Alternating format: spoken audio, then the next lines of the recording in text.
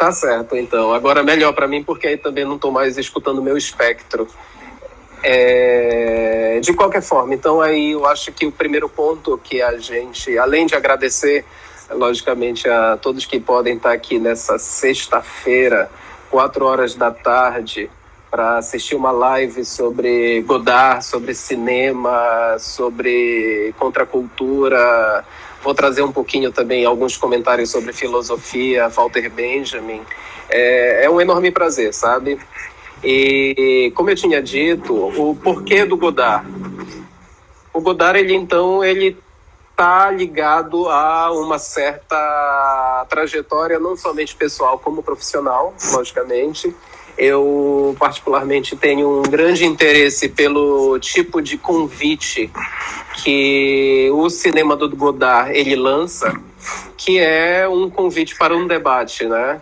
Eu até, antes de mais nada, trago assim um questionamento. Quando eu e o Marco, a gente fez uma sessão com um bate-papo da chinesa lá no Cine Libero Luchardo, uma das pessoas que estava na plateia, ela falou: mas vocês não acham que o filme do Godard, às vezes, ele é muito erudito? E aí eu acho que a gente pode começar primeiro com essa ideia, que uma obra de arte, ela, antes de mais nada, ela tem de satisfazer a inquietação de um artista, né? A inquietação de se colocar, de colocar a sua, digamos que, pensatividade. Então, dizer como é que uma obra de arte deve chegar em nós, eu acho que não cabe, até porque se de repente aquela obra está se mostrando como um desafio, então é um convite para cada um de nós de vencer aquele desafio. Correto? Sim. Então, eu acho que esse é um ponto que a gente deve ter muito claro.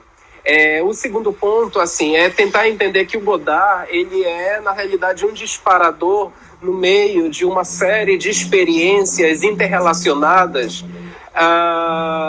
principalmente ligadas ao contexto do pós-guerra.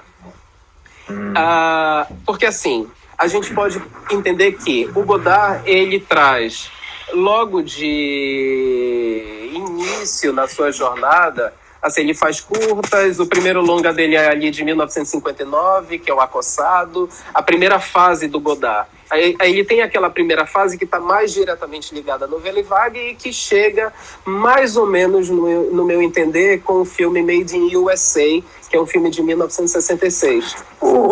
Tu define assim, um período para a novela vague, para a produção dele que se encaixa na novela vague, John?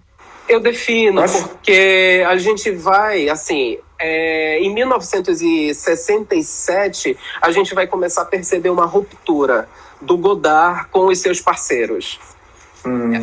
Principalmente porque a gente tem ali já um início de toda uma cena, digamos que política e cultural, que estava acontecendo não somente na França, como no mundo, e que o Godard ele começou a, de certa forma, questionar qual era o anterior modelo de cinema que ele fazia. E não à toa, acho que muita gente sabe que esse tipo de desconstrução, vamos colocar assim, vai levar para uma ruptura, inclusive entre o Godard e o Truffaut, ali mais ou menos por volta do ano de 1968, quando Cannes é paralisada, quando eles, na realidade, paralisam o Festival de Cannes em virtude dos acontecimentos de maio, e o Godard ele entende que era necessário se buscar uma outra forma de fazer cinema, de realizar cinema. É um questionamento de um certo tipo de linguagem que até então estava ali mais ou menos em comum acordo. Em Deleuze, Blanchot, acho que até mesmo a gente pode colocar Derrida aí, em termos literários e filosóficos, uma vez uma amiga me falou o seguinte, que existe uma espécie de comunidade, e às vezes assim, os escritos saíam muito herméticos, muito fechados, tá? E aí Deleuze colocou o seguinte: não, é bom que eles estejam realmente herméticos e fechados, porque aí Não nessas palavras ele falou, né? Mas aí a gente filtra o leitor, a gente filtra, né, aqueles que querem chegar até nós. Aí eu te pergunto, em Godard, a gente percebe isso também em termos de imagem, né? Se ele acabou se encaminhando para um hermetismo? Assim, querendo também filtrar aqueles que teriam acesso à compreensão dos filmes ou à fruição dos filmes. Olha, Ricardo, eu vou te falar que eu acredito que é exatamente o oposto, sabe? Porque a gente também tem de pensar que nós, às vezes, trabalhamos com uma consciência, com um formato de recepção, agora dos anos 2000 para cá, para olhar um cinema dos anos 60. Então, a recepção daquele período, ela talvez tivesse menos barreiras, digamos que culturais. Por que eu digo isso? A gente tem o efeito Hollywood, principalmente blockbuster. A partir da década de 80, Spielberg, George Lucas, a gente vai começar a ter uma máquina, um poder gigantesco que vai, digamos que, colonizar muito dessas expectativas do que esperar da experiência do cinema, né? Então, só que naquela época isso era anterior. Então, os filmes, eles eram extremamente dialógicos. E por serem extremamente dialógicos, eu entendo que quando a gente consegue começar a contextualizar esses momentos históricos, eles, na realidade, se mostram muito mais simples para a gente. Se por acaso a primeira fase do Godard, que está ali entre Acossado, Viver a Vida, Bande à Parte, Pierrot Le Fou, eles são filmes muito mais ligados a uma experiência de narratividade. A partir do momento em que o Godard ele se estranha em face ao que ele está observando no mundo, ele vai começar a adotar uma experiência mais dialógica. E aí eu entendo que é isso que pode ser ali uma porta de entrada para que a gente não simplesmente acabe transformando, ficcionalizando, complicando algo que não deveria ser assim. Agora, é claro, né? Godard é um grande leitor de filósofos, é um grande leitor de uma certa história da arte, e ele sempre vai estar cada vez mais trazendo esses seus pares para conversar com as suas experiências cinematográficas. O Jacques Rancière sempre tem assim citações sobre ele, né? Assim, nos livros a gente vê muito.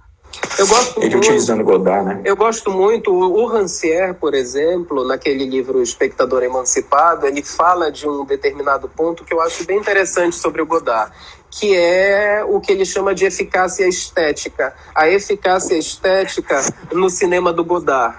Porque, ao mesmo tempo que é um cinema posicionado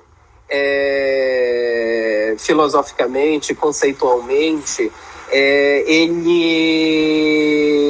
também, por outro lado, ele está tentando ali reprocessar, desconstruir a forma de se fazer cinema. Então ele anda em duas vias, a via do discurso e a via, digamos que, metodológica da forma. E ali ele diz que nessa dinâmica em que não é somente o discurso que se basta, mas é um discurso que também estranha as suas próprias compreensões do campo, isso ali garante para o Rancière o que ele chama de eficácia estética. E essa eficácia estética, ela acaba se lançando como uma experiência que marca o campo da história da arte, da história do cinema, da filosofia, e vai trazer cada vez mais outras pessoas para olhares históricos, refletir sobre aquelas marcações, correto? Uhum. Mas, sim. É bacana, né, assim, essas produções onde tu vê que o cara ele se debruça sobre a linguagem, né, sobre aquilo que constitui o osso da coisa, né, aquilo que está por baixo da pele, assim, né, sobre camadas, né. Eu sempre penso assim no Eduardo Coutinho, quando Eduardo Coutinho, ele foi retirando ele foi trabalhando cada vez com o mínimo, né, cara? Ele chegou no momento que ele tirou a locação, né? Ele retirou o cenário. E aí, eu acho que Godard tem disso também, né? Ele trabalha com um ator e ele tá ali e é o mínimo, mas falando do máximo, né? É trabalhar com a linguagem, com a estrutura óssea, né, da imagem, né? E subverter a própria ideia de tempo de produção. Por exemplo, Cabra Marcado para Morrer, eu acho que é um filme emblema, né, do Eduardo Coutinho é um gênio, cara, assim, que é figura, assim... Eu tô pesquisando uma palavrinha dele, cara, que são as conversas. Isso não é método, assim, mas... Ele cita tanto isso quando ele se aproxima do outro. Para quem não conhece, gente, Eduardo Coutinho é um grande documentarista brasileiro. E assim, ele utiliza esse termozinho assim, quando ele está falando, né, explicando como é que ele se aproxima do outro e tal. Aí diz as conversas. Aí, cara, ele define o que é para ele conversa e isso é um método de trabalho. Só que não está em itálico, não está em negrito. Eu estou pesquisando essa palavrinha dele, porque existe uma forma de se aproximar. Porque o cara conhece tão de perto, né, a relação com a câmera, a relação do outro, né, com a câmera. E aí eu fico pensando assim, né, quanto esses caras eles não foram muito para além assim da compreensão do que é, né, a imagem em movimento, né? É por isso que eu acho que é bem interessante da gente poder ter ali uma atenção para o que eu digo que seria uma segunda fase do Godard. Porque na primeira fase dele, que foi a mais ali ligada à experiência da Nouvelle Vague, ela estava muito nessa dinâmica com a indústria cultural de massa, com a cultura pop, com, enfim, os mecanismos que de alguma forma eram do interesse, a cotidianidade francesa, como se fosse uma reabsorção do neorrealismo italiano readequado ao contexto urbano francês, né? Só que a partir do ano de 1966, o Godard, que trabalhou muito, ele lança logo 3 filmes que são emblemáticos e desconstroem de forma muito clara esses mecanismos, inclusive, de compreender o cinema. Os 3 filmes que eu estou pensando são justamente o Duas ou Três Coisas que eu sei dela, que é exatamente de 1967. No mesmo ano do Duas ou Três Coisas sai a Chinesa, que vai inclusive para o Festival de Veneza e lá ganha o prêmio do júri no Festival de Veneza. E também é o ano do Weekend, o Weekend à francesa, que é baseado num conto do Cortázar, que é As Autoestradas do Sul, e que vai para o Festival de Berlim. Esses 3 filmes, eles para mim são, e assim, para mim, e essa era uma conversa que eu tinha constantemente com a professora saudosa Ana Lobato, o quanto esses filmes eles vão desmontar algumas das expectativas de se fazer cinema, porque ele dialoga ali com o chamado método do Bertolt Brecht. Por quê? Na realidade, o método do Bertolt Brecht, ele vai ficar cada vez mais claro nesses filmes, é um método de simplesmente, antes de mais nada, você falar que aquilo se trata de uma obra de ficção. Ou se não é uma obra de ficção, é uma obra legal, cara. fílmica. O diálogo entre o ator, a atriz, com a plateia, com o público, essa quebra da quarta parede e essa tentativa de dizer, nós não estamos aqui querendo aliená-lo, nós estamos querendo, nesse momento, chamar a atenção para que esse é um artifício, talvez ficcional, mas que existe algo nas informações, nas ideias que nós estamos tratando, que elas podem, inclusive, ganhar uma dimensão de transformação política. E ali a gente vai perceber cada vez mais quando nesses 3 primeiros filmes tu vais ter o ator falando diretamente para a câmera, quando o ator ou a atriz se diz como um ator e uma atriz que está ali interpretando um personagem, mas ele quer dizer que o mais importante, eu estou interpretando um personagem, mas o mais importante é se atentar para o que eu estou falando, para a ideia que está na minha fala. Ele mostra os bastidores, às vezes a câmera vira e mostra as equipes nos bastidores fazendo toda a assessoria. Isso é muito doido, né? Isso aí é Brecht, claramente, né? E tem aquele livro muito legal do Philippe Dubois, que é o Vídeo Cinema e Godard, que saiu pela Cossack Naif, a antiga Cossack Naif, em que ele vai discutir bastante lá o método brechtiano do próprio cineasta, e como ali, com 2 outras coisas que eu sei sobre dela, a gente vai ter um início de uma fase muito significativa e muito mais declaradamente política, né? Eu vou abrir um parêntese aqui, só para falar 3 coisas, assim. Gente, se vocês quiserem fazendo as perguntas, escrevendo as perguntas aí embaixo, vocês podem escrever, que eu estou anotando aqui, aí no final eu repasso para o John. A outra questão coincidentemente, John, na semana que vem, a próxima convidada vai ser uma diretora de teatro, de um pessoal do Teatro do Dragão, aqui de Ouro Preto. E é um teatro, assim, bem vertiginoso, digamos assim, bem visceral. Então, ela é uma dramaturga daqui. E aí ela vai falar, porque ela faz parte, ela está como participante do curso de curta-metragens também. E é interessante, né, essa mescla, né, entre teatro, cênicas e cinema, isso aí é algo assim que fica, né, às vezes nos bastidores, mas que não deveria, na verdade. Eu lembro, inclusive, Ricardo, daquela nossa mesa que nós fizemos há 8 anos atrás, lá em 2012, a gente estava começando a pensar o que era a chamada arte no seu campo expandido, né?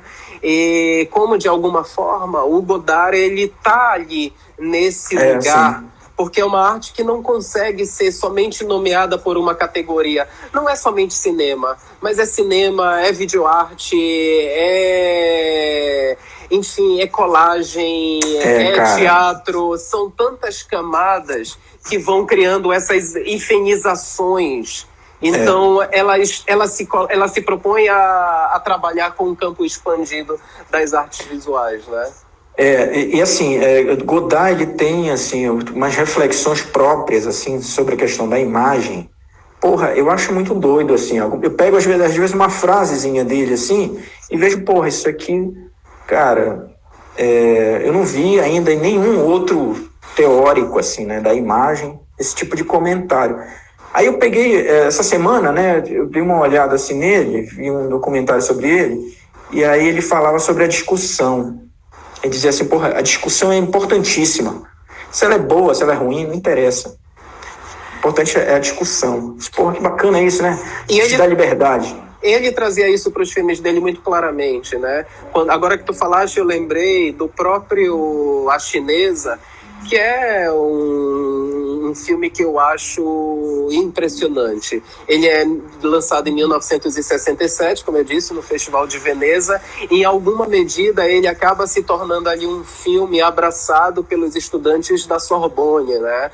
Que vão, inclusive, estar ali ligados ao movimento de maio de 68. Maio de 68 começou na Universidade de Nanterre e chega em Paris. Então, A Chinesa, ele traz esse caráter quase que profético de uma discussão sobre a desigualdade, sobre conflitos de classes sociais, sobre as experiências, as diversas experiências socialistas e como a própria experiência maoísta, para o Godard, ela se tornava ali um ponto, digamos que, de ênfase para o debate. Tem uma cena que é maravilhosa, que se passa no trem, já no final da Chinesa, em que a personagem ela encontra um professor. e ela tem, digamos que, determinadas ideias sobre como é que a própria dinâmica, digamos que, do agenciamento político deveria ocorrer naquele momento da França, né? E aí o professor, ele na realidade não concorda com ela, e eles vão fazendo aquele bate-bola de argumentação e contra-argumentação. E o Godard, eu acho isso fabuloso, porque ele não vai adotar ali digamos que necessariamente não vai adotar um time. Ele gosta exatamente desse bate-rebate para que o espectador, ele ali vá também construindo, ele participe desse diálogo e construa esse tipo de percepção também sobre o que ele está ali percebendo naquela dinâmica. Isso acaba batendo de frente, assim, né, com a hegemonia, né, aquilo que com a fórmula hollywoodiana, né, e aí a gente vê uma das potências da contracultura, né, de uma produção que ela não necessariamente está endereçada ao consumo, ao comércio, né? Ela é, antes de mais nada, a expressão, digamos que a expressão de uma equipe, de um grupo de artistas. Porque não é somente o diretor, né? Mas são todos, são diversos colaboradores que lá estão juntos e se autoestimulando. Então, o Godard, ele na realidade dá prosseguimento a uma série de, digamos que, de ações contraculturais que começaram a ganhar cada vez mais força a partir, inclusive, aí eu acho que é importante a gente ressaltar, inclusive, o lançamento do Roma Cidade Aberta, do Rossellini, com o roteiro do Fellini, porque foi ali um filme gravado em 1944, no momento em que Roma estava sendo liberta dos exércitos nazistas. Inclusive tinham soldados nazistas que toparam ali, digamos que, aparecer, digamos que digamos que, representar no filme do Rossellini com o Fellini, porque eles estavam ali vivendo aquela experiência, né? E a Itália, ela estava, de alguma forma, em um momento de desconstrução, mas isso não queria dizer que os artistas, os cineastas, não poderiam achar alternativas de lidar com aquelas, digamos que, relações de exceção. Que eu acho que é algo extremamente interessante e que influencia a Nouvelle Vague fortemente, né? Só para te lembrar, assim, vou ficar meio pegando no teu pé aqui. São 16h34. Só pra gente não perder o time aí. Tá, então, tens alguma pergunta ou posso... Olha, pediram para te citar algum historiador de arte que de repente possa ter alguma ligação com o Godard, ou que esteja interligado a Godard, ou que Godard se ligava. Seria mais ou menos isso. Olha, assim, na verdade, a gente pode pensar em vários, né? Porque, começando com os que atualmente estudam Godard, a gente vai encontrar o próprio Philippe Dubois, a gente vai encontrar o caso do Rancière, a gente vai encontrar Didier Huberman, que todos vão fazer esse diálogo em algum momento dos seus escritos com a própria produção do cineasta, né? Um outro dado, ali em 1967, quando o Godard ele começa a fazer essa sua ruptura com esses três filmes, Duas Outras Coisas, o A Chinesa e o Wicand, a Francesa, isso vai fazer com que ele cada vez mais busque uma certa, digamos que, colaboração. Ele acabe questionando essa ideia de autoria e procure colaboradores. E aí, em 1968, ele funda, juntamente com o Jean-Pierre Gorin, o grupo Dziga Vertov.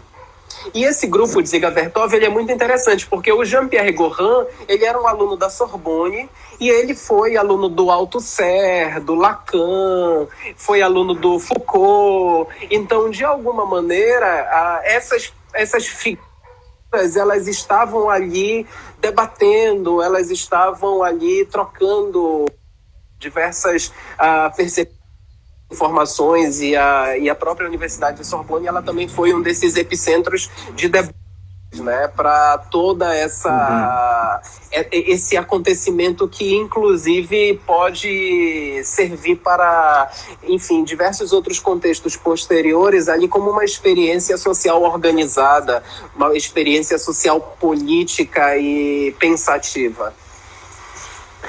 Agora sim, querendo te puxar aqui para nossas terras brasileiras. Esse link que tu fizeste entre Godard e a produção, a única, né, produção cinematográfica do Caetano, ela está diretamente ligada à questão das experimentações com a imagem, das experimentações com fragmentação de roteiro, ou existia, né, um clima de contracultura, tanto nos filmes do Godard quanto no Caetano. Qual foi esse link aí que tu realizaste? Bem, eu vou pular para o Caetano, mas depois eu vou fazer um recuo, porque eu queria também falar um pouquinho do Glauber Rocha, do Nelson Pereira dos Santos, que estão ali, de alguma forma, todos muito interrelacionados. O Caetano Veloso, a gente sabe que ele vai, por volta de 1969, entrar no exílio.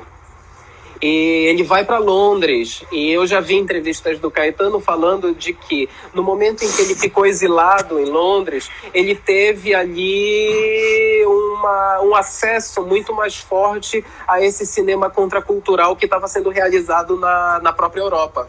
O Godard, mais especificamente, foi um desses nomes que chamou demais a atenção dele pela sua discursividade, pela sua maneira de repensar o cinema, de questionar, inclusive, uma estrutura hegemônica cinematográfica ali dos grandes estúdios, produtores, Hollywood, etc. e tal, né? E aí, quando ele vai fazer o Cinema Falado em 1986, inclusive, há um enorme diálogo em que ele está ali, num enorme segmento em que ele está ali pensando o cinema. Que quem faz esse diálogo é a primeira esposa dele, a Dedé Veloso.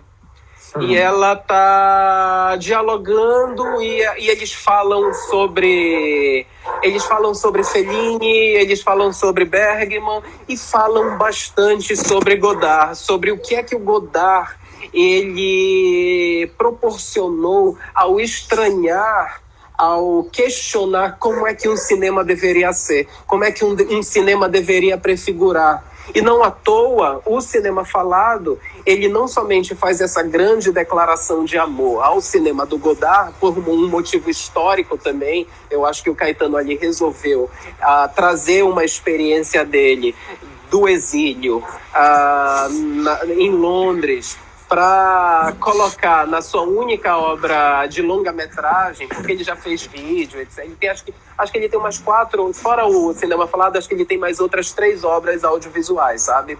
Mas aí é um clipe da Gal, coisas assim. E aí, nesse filme, então, ele tem todo esse segmento em que ele vai debater, discutir e tentar apontar o que é que o Godard trouxe para ele, pelo menos o que é que ele interpreta, o que é que ele entende como algo realmente muito interessante e que ele acaba aplicando na sua forma de organizar a sua única experiência cinematográfica de longa-metragem, né? Para quem já teve a oportunidade de ver, quem não teve, o filme ele tá no YouTube, então facinho de se encontrar. Eu acho que é um filme maravilhoso, é impressionante. Nossa, é bem legal, cara. Como aquele filme é atemporal, ele é sensual, ele tem ali uma série de atores, amigos do Caetano. Nossa, cara, tem muita gente boa ali.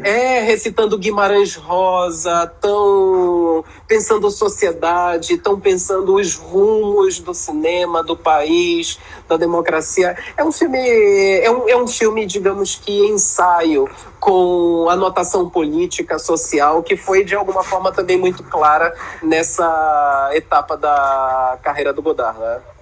E aí, assim, o Godard, ele não está resumido somente ao Caetano Veloso, né? Porque se a gente for pensar, vamos pensar a própria figura mais emblemática do cinema novo, que é o Glauber Rocha.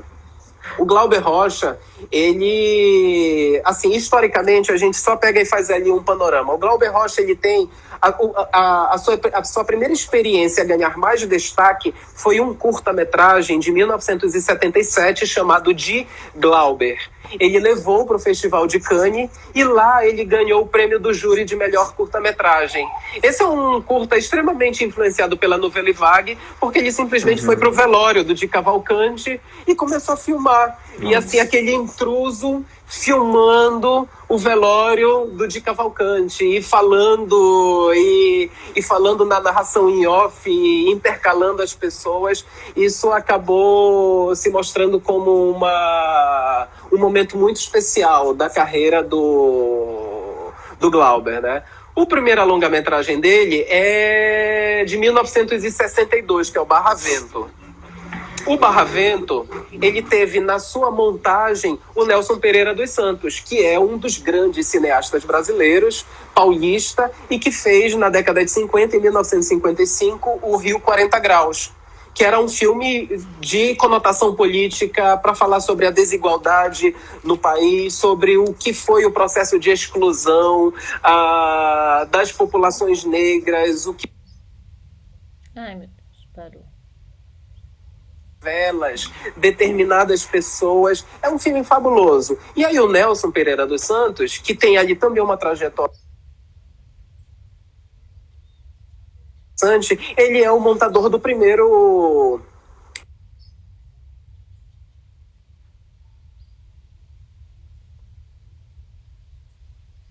Ele está ali no que a gente considera como a primeira fase do cinema novo, que seria aquela fase... o Barravento. Porque seria aquela primeira fase do cinema novo que antecede o golpe civil-militar brasileiro. Porque com o golpe de 64, aí, para os estudiosos de cinema, a gente diz que nós entramos na segunda fase do cinema novo, quando a censura começou a agir, e aí muitos filmes eles tiveram principalmente de buscar uma extroversão no estrangeiro. É nesse período, por exemplo, que aí temos o segundo longa-metragem do Glauber Rocha, que é O Deus e o Diabo na Terra do Sol, que é lançado no Festival de Cannes e que é basicamente uma maravilhosa experiência antropofágica de influência neorrealista realizada aqui, né? O Glauber, um cineasta baiano... Muito doido, um cineasta baiano começa a ganhar esse tipo de proporção. E aí, em 1964, a gente tem a continuidade agora com longas-metragens do Glauber Rocha, principalmente no Festival de Cannes. Eu acho que é importante, inclusive, destacar essa missão política do Festival de Cannes, porque ele acaba se tornando um portal para que esses cineastas encontrem distribuidores e encontrem ecos numa imprensa que vai trazer cada vez mais públicos para as suas obras, né? E o Glauber Rocha soube fazer muito bem desse artifício. Não à toa, o segundo filme dele, o terceiro longa-metragem, que é o Terra em Transe, ele também é estreado em Cannes, né, em 1967, porque ele, logicamente, que foi censurado no Brasil. É um filme impressionante, o Terra em Transe.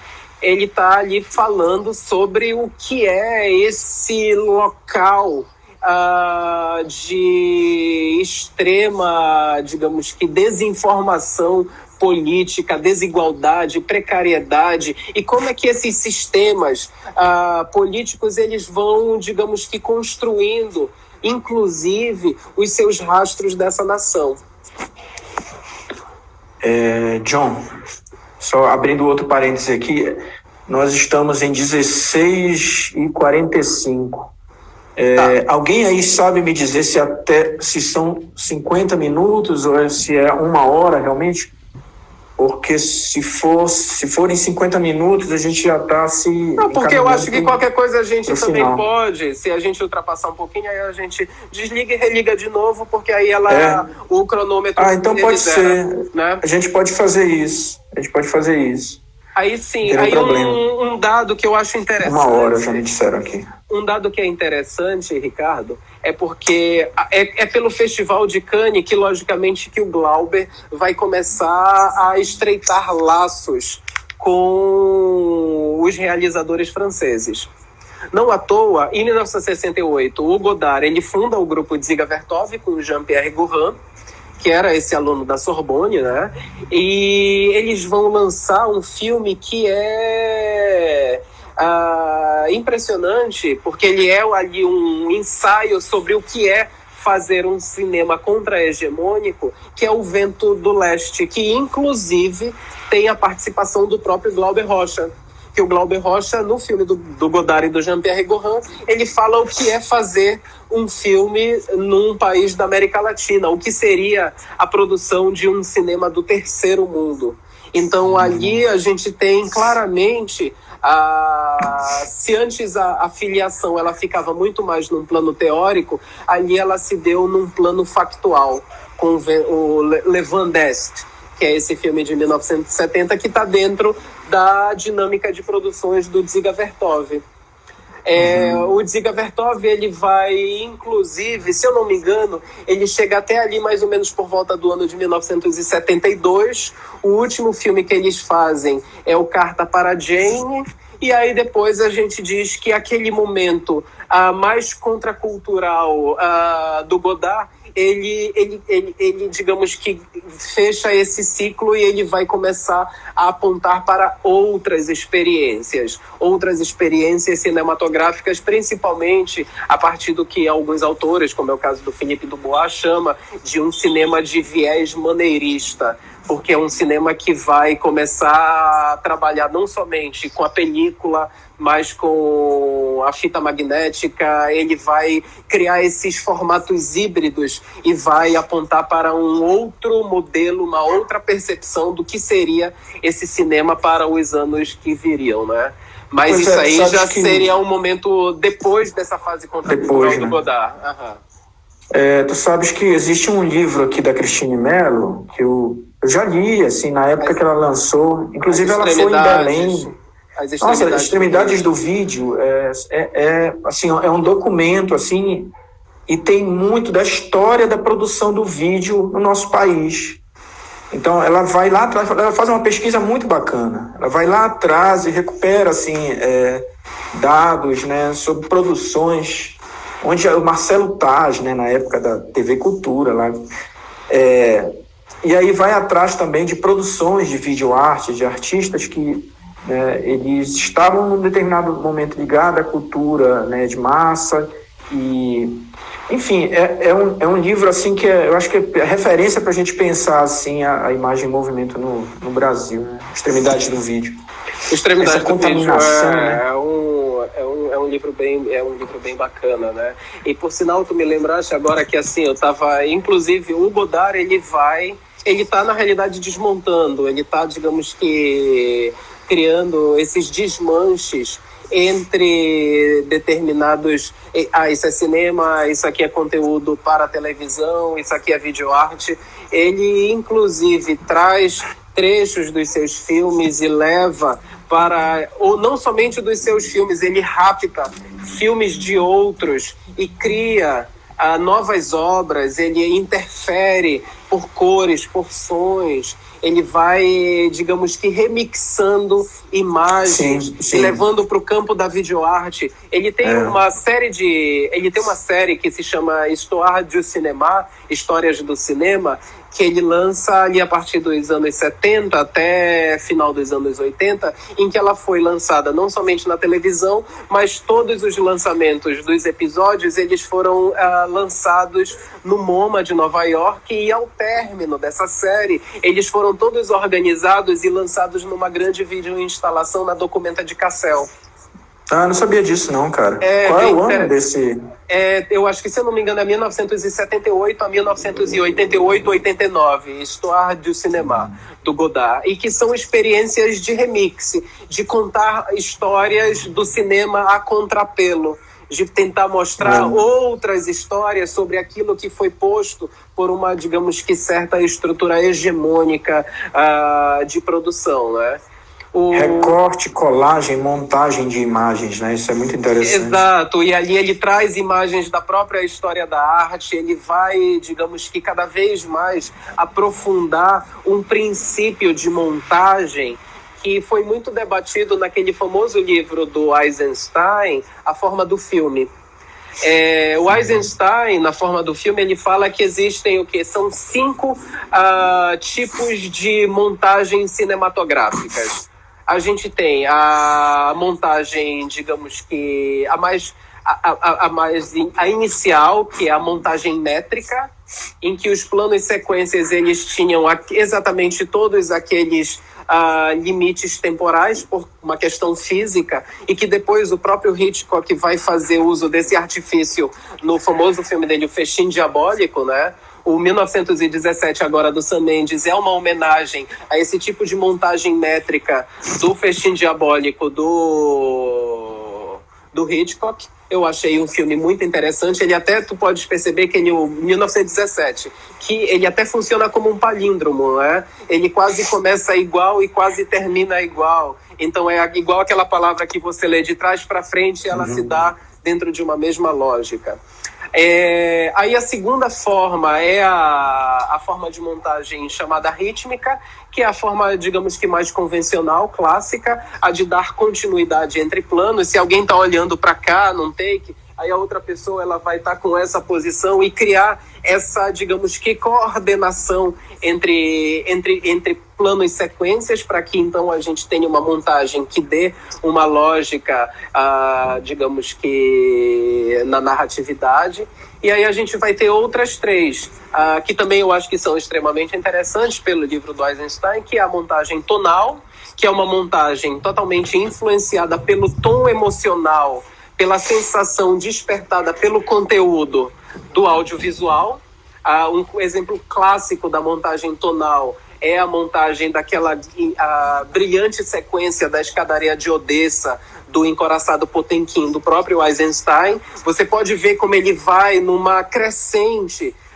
Então, o tom ele vai, digamos que, criando um ritmo para toda aquela forma de organização dos takes, né? Essa seria uma forma de compreensão da montagem tonal. Temos a atonal, que na realidade trabalha por oposição.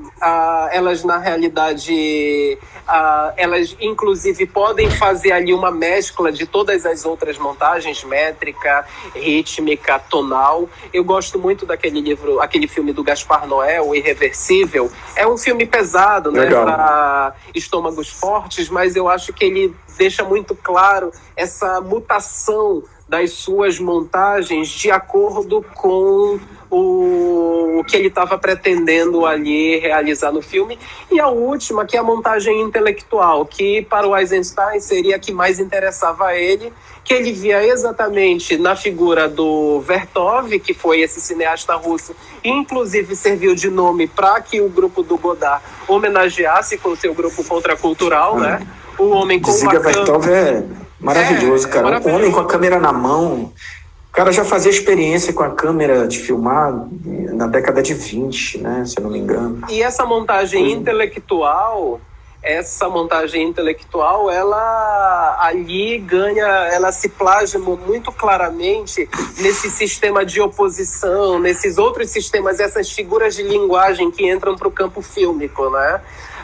O próprio Godard, não à toa, eu digo que eu penso que a partir dessa fase dele, do Duas ou Três Coisas que eu sei dela, ele começa cada vez mais trazer um investimento no que seria uma certa montagem intelectual. Não que a gente não vai encontrar os outros tipos de montagem, né? Uma montagem ela não exclui a outra, mas a montagem intelectual no Godard ela começa a ganhar muita força. E assim, eu acho esse um dado que faz, para mim, a experiência do Godard ela ser tão interessante, porque sempre é aquele momento de você tentar observar o que é que está posto no subtexto, nas entrelinhas, na ironia, de quais são esses conflitos, essas justas posições, se perguntar por que que o autor ele está construindo daquela forma. E aí isso tudo também traz como uma referência, uma reflexão ao que o próprio Eisenstein coloca como uma espécie de montagem ali